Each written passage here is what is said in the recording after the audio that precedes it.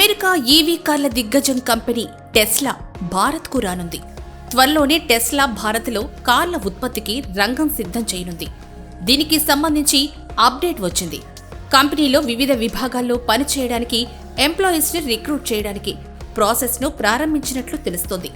ఇందుకు సంబంధించి లింక్డ్ఇన్లో ఉద్యోగుల కోసం నోటిఫికేషన్ ఇచ్చింది. ముఖ్యంగా భారత్లోని ముంబై, ఢిల్లీ, చెన్నై ప్రాంతాల్లో కొత్త ప్లాంట్లు వచ్చే అవకాశం ఉన్నట్టు తెలుస్తోంది. ప్రస్తుతానికి ముంబై సబ్ అర్బన్ ప్రాంతంలో పనిచేయాల్సి ఉంటుందని తమ వెబ్సైట్లో కంపెనీ ఒక నోటిఫికేషన్ పెట్టింది. కానీ అమ్మకాలు, ఉత్పత్తికి సంబంధించి ఎలాంటి సమాచారాన్ని కంపెనీ వెల్లడించలేదు.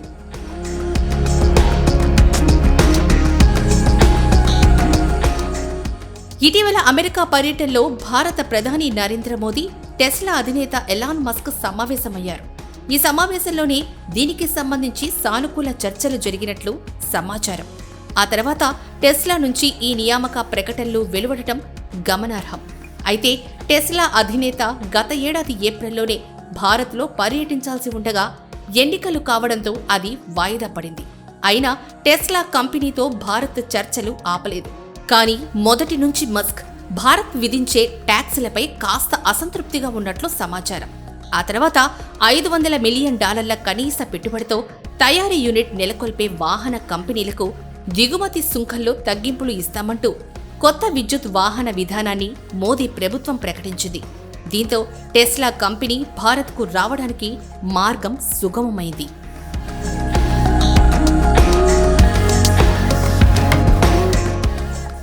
భారత్లో ఒక తయారీ యూనిట్ నెలకొల్పుతామని టెస్లా సంస్థ ఎప్పటి నుంచో చెబుతోంది.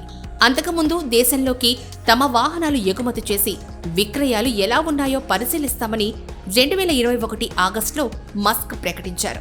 వాహన విక్రయాలు, సర్వీస్కు అనుమతి లభించాకే తయారీపై ఆలోచిస్తామని 2022లో మస్క్ అన్నారు. కానీ దిగుమతి చేసుకునే కార్లపై కస్టమ్స్ సుంకాన్ని 2025-26 బడ్జెట్లో ప్రభుత్వం తగ్గించిన విషయం తెలిసిందే. దీంతో కంపెనీ రావడానికి ఆటంకాలు తొలగాయి.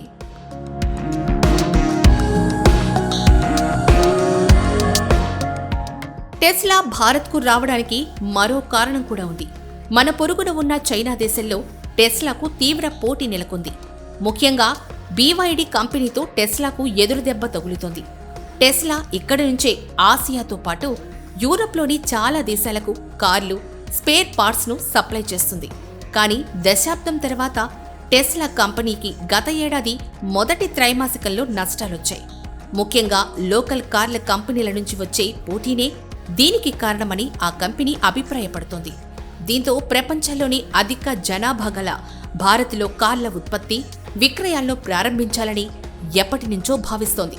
పైగా చైనా BYD కార్లు ఇప్పటికే భారత్ రోడ్లపైకి వచ్చేశాయి.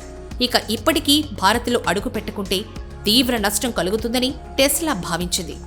ఇటీవల మోదీతో జరిగిన సమావేశంలో టెస్లా అధినేత ప్రధానితో ఈ విషయం చర్చించినట్లు తెలుస్తోంది.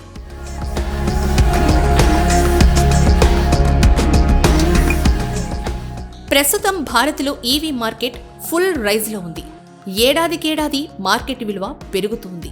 2024లో భారత్ ఈవీ మార్కెట్ల షేర్ 20% పెరిగి ఏకంగా 1,00,000 వాహనాల వరకు విక్రయాలు జరిగాయి.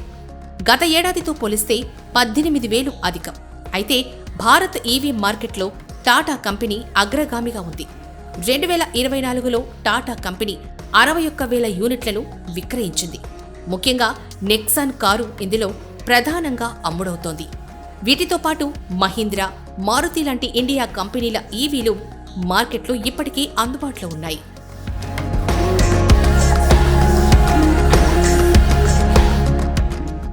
అయితే టెస్లా భారత్కు చెందిన కార్ల కంపెనీల పోటీని తట్టుకుంటుందా అనేదే అసలు ప్రశ్న. అలాగే టాటా బ్రాండ్ మీద భారతీయులకు అపార నమ్మకం.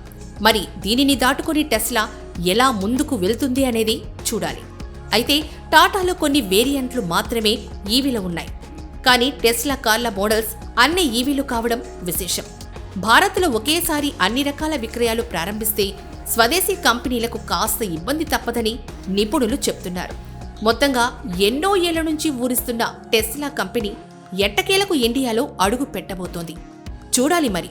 భారతీయులు ఎంతలా టెస్లాను ఆదరిస్తారో లేదా నష్టపరుస్తారో.